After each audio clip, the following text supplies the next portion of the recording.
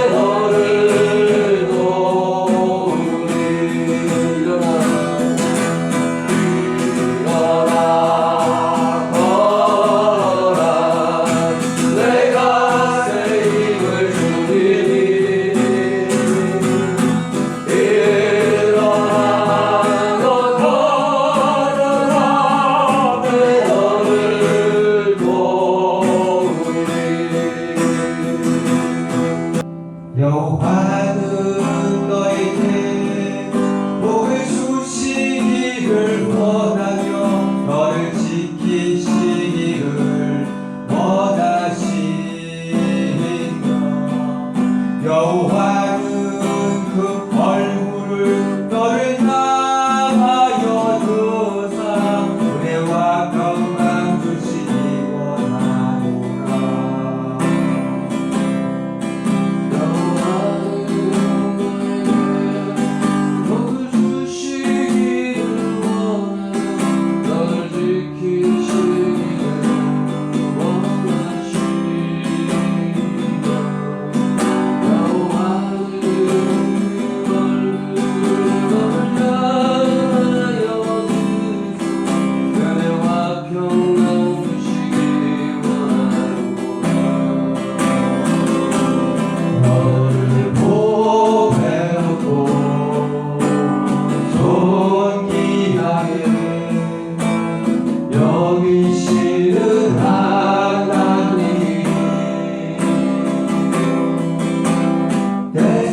속에서 이 약속은 신실하게 이루시니 땅에 기름진 것으로 하늘에 신뢰한 것으로 너를 복주시고 지키실 하나님이 너를 영원 살게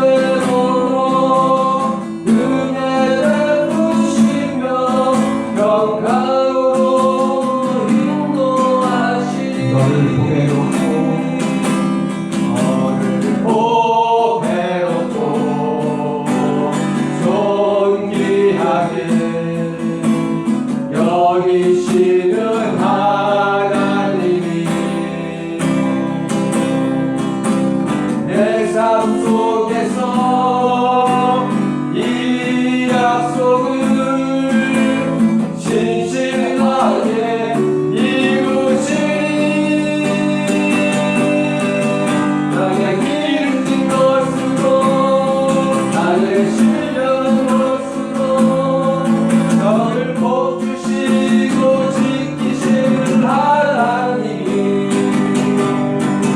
너의 영혼 살게 도록 은혜 베푸시며 평강으로 인도하시니 땅에 기름진 것으로 하늘에 신령한 것으로 너를 복주시고 지키실 하나님이 너의 영혼 살게 도록 은혜 베푸시며 평강으로 인도하시니 너의 영혼 살게 도록 은혜 베푸시며 평강으로 인도하시니 평강으로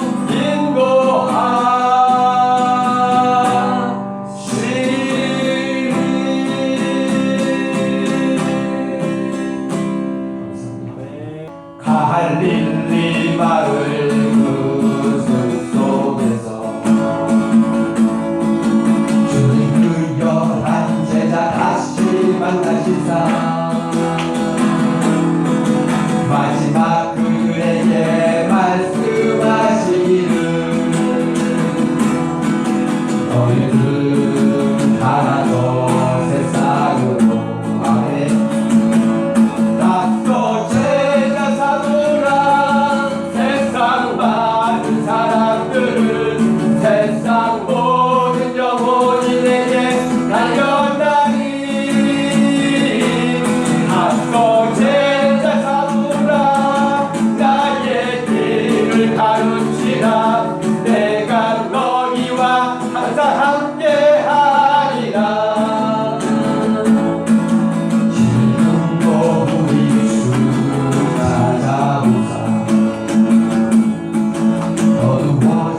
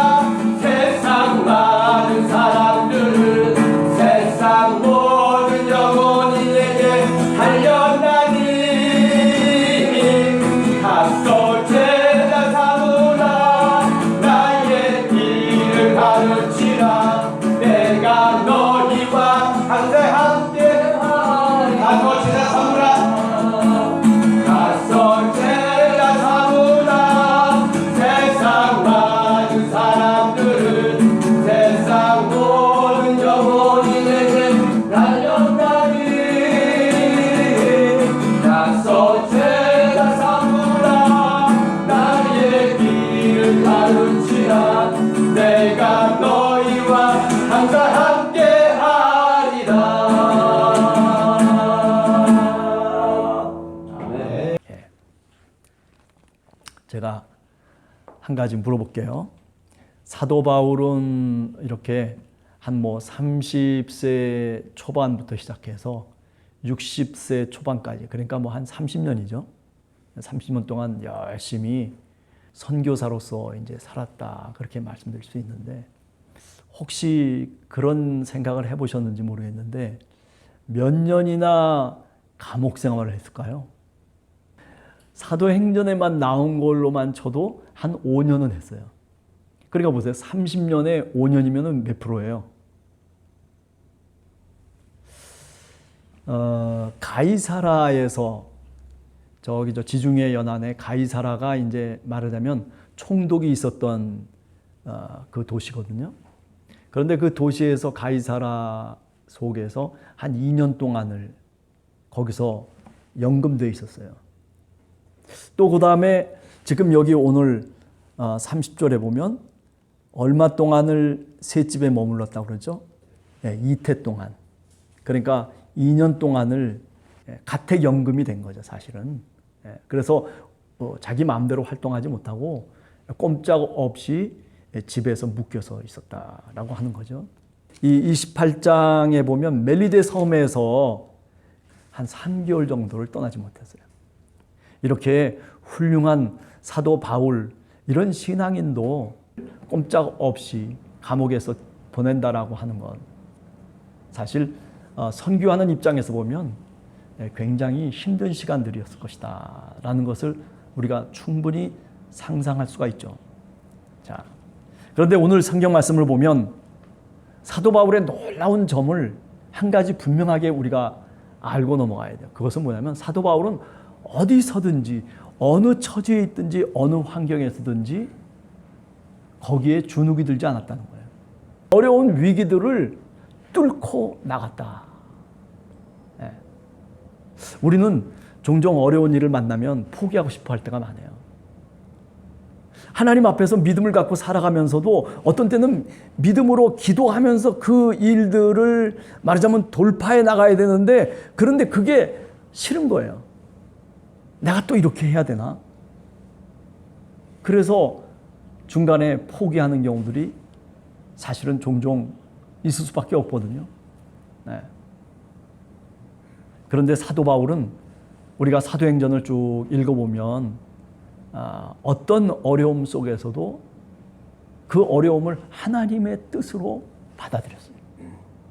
기도하면서 하나님의 말씀을 전하면서, 그리고 많은 사람들에게 하나님의 나라를 전파하면서 가르치면서,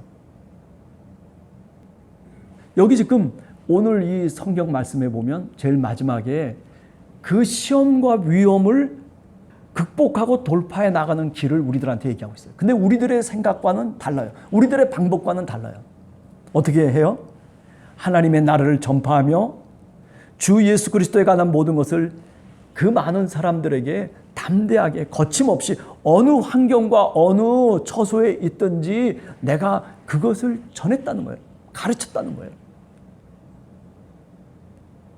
네. 굉장히 동적인 얘기죠, 어떻게 보면. 그죠? 피동적이 아니라 능동적인, 뭔가 소극적으로 이 일을 마무리 지으려고 하는 것이 아니라 담대하게 부딪히는 거죠. 뭐 어떤 어려움이 와도 내 옆에 누가 있다는 거예요. 그러니까 하나님이, 주님이 나와 함께 하신다는 그런 굳건한 믿음을 갖고 있는 거예요. 하나님이 나와 함께 오늘 또 동행하신다라고 하는, 그래서 담대한 거예요. 믿음을 갖고 겁이 없이 행동을 하는 사람이 누구냐면 이 사도 바울이라는 거예요. 바울이 온 이태를 자기 셋집에 머물면서 자기에게 오는 사람을 다 영접하고, 가택연금이 되어 있는 상태니까 많은 사람들이, 이방인들과 유대인들이 다 바울을 찾아오는 거죠. 그럴 때마다 바울은 그 사람들을 아주 잘 융숭하게 영접을 하는 거예요. 하나님이 보내신 사람이라고 생각하는 거예요. 나와 함께 대화하고 나를 찾아오고 뭔가를 알기 위해서 찾아온 사람, 그 중에는 뭐 별의별 사람들이 다 있겠죠. 그러나 그런 사람들을 내치지 않고 다 하나님의 마음으로, 그리스도의 마음으로 그들을 대접하고 영접했다. 얼마나 피곤했겠어요, 사실은요. 그렇죠? 그런데도 사도 바울은 그렇게 생각지 않았다는 거죠. 왜 그렇게 생각지 않은 걸까요? 그것은 하나님이 나를 오늘 또 지켜주시고 하나님이 나를 이끌어 가시고 하나님의 은혜 가운데 내가 오늘 또 살아가고 있다라고 하는 것을 조금도 의심하지 않은 거예요. 그게 뭐 하나님의 은혜고 그게 무슨 뭐 하나님이 이끄시는 방법일까라고 어떤 사람은 손가락질 할 수도 있겠지만은, 그러나 사도 바울은 그렇게 생각한 게 아니에요. 이것조차도 합력해서 하나님이 선으로 이끌어 가신다라고 그렇게 생각한 거예요. 네. 그죠? 그래서 로마서에 보면 바로 합력하여 선을 이룬다라고 하는 말을 하는 거죠. 그의 삶이 어떤 위험과 어떤 굴욕과 어떤 어려움 속에 처해 있었던 상황이었던지 간에 그 속에서 바울이 깨달았던 진리가 하나 뭐냐면은 하나님은 나를 선하게 이끌어 가신다는 거예요. 네. 선하게. 네. 오늘 여러분과 제가 그 선하게 이끄시는 하나님을 오늘 또 우리가 믿고 그리고 그분의 뜻에 순종하면서 살아가기를 간절히 소원합니다. 네. 네. 사도행전에서 하나님의 나라라고 하는 말이 28장에 특별하게 더 많이 쓰여져요. 네. 그죠? 하나님의 나라를. 예수 그리스도를 증거하고 예수 그리스도를 전파했다라고 하는 것, 그것 이외에도 하나님의 나라를 전파하며 주 예수 그리스도에 관한 모든 것을 담대하게 거침없이 가르쳤다. 이렇게 얘기하고 있거든요. 하나님의 나라를 그러면 전파했다라고 하는 것이, 야, 하나님의 나라가 올 것이야. 하나님의 나라는 이런 것이야. 라고 그렇게 장황하게 늘어놓는 게 아니죠. 하나님의 나라를 전파했다라고 하는 것은, 그죠? 이 사도 바울의 입장에서 보면 어떤 이야기일까라고 하는 것을 우리가 한 번쯤은 생각해 볼 필요가 있습니다. 근데 그 하나님의 나라라고 하는 것이 그게 우리들에게 다가오는 나라예요. 우리에게 찾아오는 나라예요. 이리저리 헤매면서 그러다가 찾겨지는 그런 하나님의 나라가 아니라 하나님의 나라를 알 수 있는 계시의 영이 주어지는 거예요. 아니, 다른 식으로 얘기하면 하나님의 나라가 우리 앞에 전개되는 거예요. 근데 그 하나님의 나라의 전개라고 하는 그 내용은 뭐냐면 바로 예수 그리스도의 삶인 겁니다. 하나님의 나라라고 하는 게 뭐 대단한 무슨 뭐 요한계시록에 나오는 것처럼 무슨 뭐 금으로 만든 거리에서 뭐 그냥 보석이 난무하고 그리고 뭐 슬픔도 없고 뭐 기쁨과 즐거움으로 살아가는 그런 어떤 나라만을 우리가 상상하는 거, 그거는 묵신문학적인 얘기고, 보다 더 성서 속에서 우리가 하나님의 나라를 얘기한다면, 그렇다면 예수 그리스도의 삶이고, 그 예수 그리스도의 삶의 핵심은 뭐냐면 하나님을 사랑하는 거야. 내가 어느 곳에서든지 하나님을 사랑하는 마음으로 오늘 또 내가 살아가고 있다면 그 자리가 바로 하나님의 나라인 거예요. 하나님을 사랑하는 마음.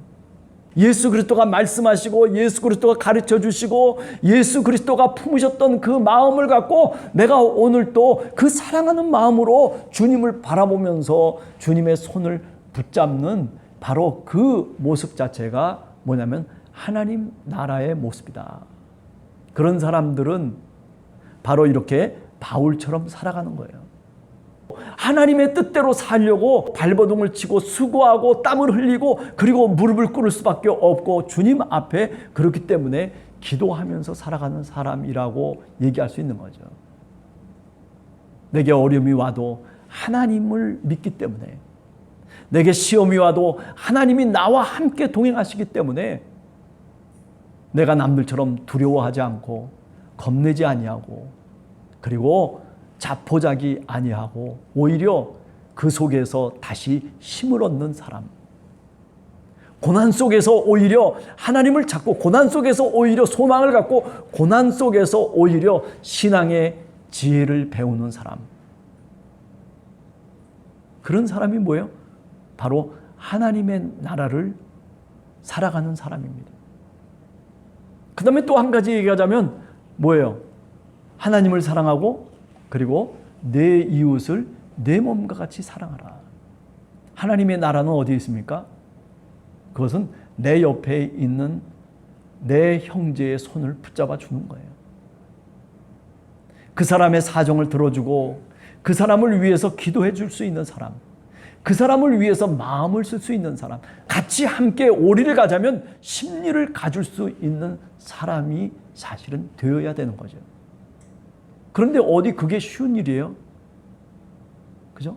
그게 쉬운 일이 아니란 말이에요. 그러니까 내 힘으로 그것을 감당하려고 하면 얼마나 힘들겠어요. 우리가 얼마나 그렇게 사실 수고하면서 어떤 때는 감당하기 위해서 억지로라도 어떻게 저렇게 행동을 해보지만은, 그러나 그게 오래 갑니까? 작심삼일이죠. 그래서 늘 우리는 연약한 모습으로 하나님 앞에 도움을 청하는 거예요. 예수 그리스도 이외에 누가 그렇게 살아갔습니까? 뭐 베드로가 그렇게 살아갔습니까? 아니면 뭐 사도 바울이 그렇게 살아갔습니까? 중요한 것은 뭐냐면 그 마음만큼은 잃어서는 안 돼요. 내가 지금 그렇게 실천하고 내가 그렇게 행동하고자 원하는 그런 마음으로 내가 그 마음을 갖고 살아가는 거예요. 다시 말하면 바른 방향성을 갖고 살아가는 거예요. 우리가 잘 알듯이 사마리아인의 비유 나오잖아요. 제사장도 그 강도 만난 사람을 그냥 모른 척하고 지나가 버려요. 뭐 핑계는 얼마든지 되는 거죠. 레위 사람도 마찬가지고 뭐 이런 사람 저런 사람 다 핑계. 그런데 별 볼 일 없는 사마리아 사람이 와서 그를 도와주고 그에게 친절을 베풀고 선의를 베풀잖아요. 누가 내 이웃이냐가 중요한 것이 아니고 나는 누구의 이웃이냐, 저 사람의 이웃이냐, 저 사람의 동료로서 내가 살아가고 있느냐. 누가 내 동료라고 하는 게 중요한 게 아니고 누가 내 이웃이냐라고 하는 게 중요한 게 아니라 나는 누구의 이웃이냐. 오늘 나는 저 사람의 이웃으로 살아가고 있느냐라고 하는 것을 예수님께서 사실은 선한 사마리아인의 비유를 통해서 말씀하고 있는 거죠. 그죠?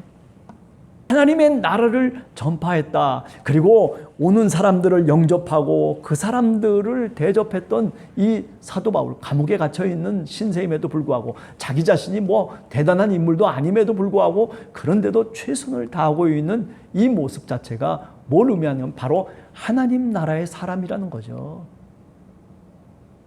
우리가 옆에 있는 사람들을 가슴에 품고, 그죠? 그리고 마음을 같이 하는 것 자체가요, 이게 세상을 바꿀 수 있는 거예요. 우리는 옆에 있는 사람들에 대해서 그렇게 별 관심이 없어요, 사실은요. 어떤 때는 옆에 있는 사람이 내 경쟁자가 될 수가 있어요. 그러나 세상 속에서는 그렇게 살아가는 방식이 어쩌면 통용되는 방식일런지 모르지만은, 그러나 적어도 신앙의 세계 속에서는 사실은 그렇지 않은 거잖아요. 교회 속에서 우리가 배우고 습득하는 신앙의 생활의 어떤 모습이 무엇입니까? 그걸 갖고 나가서 세상을 변화시키라는 거예요. 근데 오히려 그 반대가 많아요.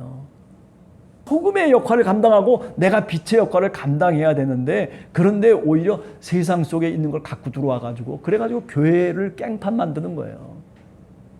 지금 한국 교회가 어떻습니까? 세속적인 가치관이 뭐 돈의 논리가 뭐 그냥 얼마나 강하게 자리 잡고 있어요. 규모의 경제를 얘기하듯이 마치 규모의 교회를 얘기하잖아요. 어느 학교를 나오고 박사하고 뭐 어쩌고 저쩌고 뭐 교수를 했고, 제가 교수해서 그런 게 아니라 뭐 조금 좀 뭐 교회 좀 번듯하다 그러면요, 그런 거 되게 따져요. 그리고 마치 그 목사님이 그런 것이 꼭 내가 그런 것이냐, 뭐 그렇게 자기 스스로 뭐 어디 가서 그렇게 얘기하고. 교회가 뭐 배지입니까? 교회가 뭐 배지예요? 뭐 어디 어느 학교 배지 달고 그 배지 달면은 무슨 대단한 무슨 자격이 주어지고 하나님 나라에 더 가까이 가는 겁니까? 그런데 오늘 우리 시대가 그런 것에 물들어 버리고 말았단 말이에요. 세상에서 살던 그 모습대로 그냥 세속 사회처럼 들어와서 교회가 그렇게 된다면 그 교회는 희망이 있겠습니까? 희망이 없어요, 사실은요. 오늘 여기 하나님의 나라를 전파했다라고 하는 말의 의미를 우리가 분명히 그렇기 때문에 알아야 돼요. 교회가 아닙니다. 하나님의 나라. 하나님의 나라. 자, 우리가 이제 한 주간을 또 살아가면서 교회라고 하는 것이 훈련하고 수련하고 그다음에 이 공동체 속에서 뭔가 깨닫고 하나님의 뜻을 알아가는 그 교육의 장소도 되고, 그리고 우리가 먼저 실천하는 장소가 바로 이 교회인데, 그런데 이 교회가 계시의 장소임에도 불구하고, 그런데 문제는 뭐냐면 우리가 그것을 갖고 세상 속에 나가는, 그게 하나님 나라를 전파하는 거예요. 교회를 얘기하려고 하는 것이 아니라 하나님 나라의 사람들이 돼야 된단 말이에요. 나는 어느 교회에 누굽니다라고 하는 게 중요한 게 아니고 하나님 나라의 백성으로 내가 이 세상 속에서 살아가는 겁니다. 바라기는 이제 또 한 주간을 저희들이 살아가면서 여러분들이나 저나 그래요. 하나님 나라의 백성으로 그저 교회다라고 하는 그런 그 카테고리를 갖고서 생각지 말고 하나님의 나라, 내가 살아가는 삶의 자리 속에서 내가 하나님 나라의 백성으로, 하나님의 자녀로, 빛의 자녀로 하나님이 나를 파송해 주셨다라고 하는 그런 사명의식을 갖고 우리가 사도 바울이 갖고 있는 이런 마음을 갖고 우리가 살아갈 수 있는 그런 여러분과 제가 되기를 간절히 주님의 이름으로 축원합니다. 같이 기도하겠습니다.